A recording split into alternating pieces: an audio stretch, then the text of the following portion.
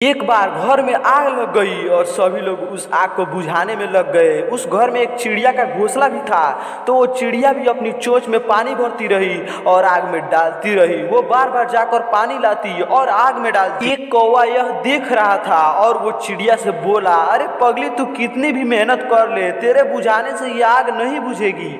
तो उस पर चिड़िया बोली, मुझे पता है मेरे बुझाने से आग नहीं बुझेगी, लेकिन जब भी इस आग का जिक्र होगा तो मेरी गिनती बुझाने वालों में होगी और तेरी गिनती तमाशा देखने वालों में। हमारी जिंदगी में भी ऐसे बहुत से लोग होते हैं जो हमारी मेहनत नहीं बल्कि हमारे हारने का तमाशा देखना ज़्यादा पसंद करते हैं। ऐसे लोगों को पहचानना ज़्यादा मुश्किल नहीं है। ये वही लोग होते हैं जो आपको बात बात पर ताना मारते हैं। ये लोग आपको हमेशा हतोत्साहित करते रहते हैं। इसलिए ऐसे लोगों से खुद को हमेशा दूर रखना और याद रखें कि आप अकेले ही बहुत कुछ कर सकते हो, बस खुद पर विश्वास जरूरी है। एक फकीर नदी के किनारे बैठा था। एक व्यक्ति के पास से गुजरा तो उसने पूछा, बाबा क्या कर रहे हो?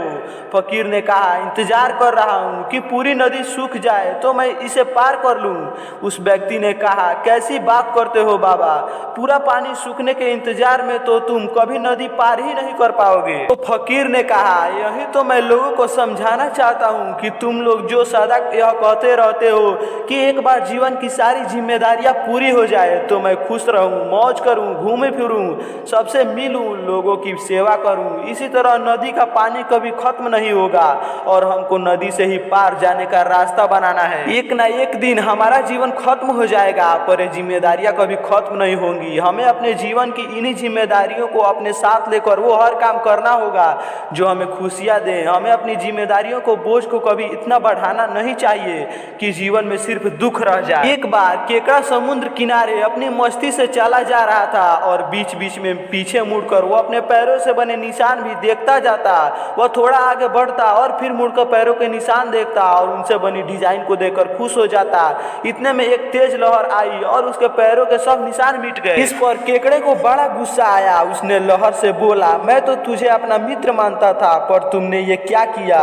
मेरे बनाए सुंदर पैरों के निशानों को ही मिटा दिया। कैसे दोस्त हो तुम? सच यही है कि कई बार हम सामने वालों की बातों को समझ नहीं पाते और अपना सोच के अनुसार उसे गलत समझ लेते हैं, जबकि हर सिक्के के दो पहलू होते हैं। अपने मन में किसी के लिए बुरा भला सोचने से बेहतर है कि बातों को सही में समझकर निष्कर्ष निकालें। यह कहानी 3 दोस्तों की है, ज्ञान, धन और विश्वास। तीनों बहुत अच्छे दोस्त थे। तीनों में प्यार भी बहुत था। एक बार किसी वजह से तीनों को अलग होना पड़ा तो तीनों ने एक दूसरे से सवाल किया कि आज के बाद हम कहाँ मिलेंगे। तो इस पर ज्ञान ने कहा, मैं मंदिर, मस्जिद और किताबों में मिलूंगा। धन ने कहा, मैं अमीरों के पास मिलूंगा।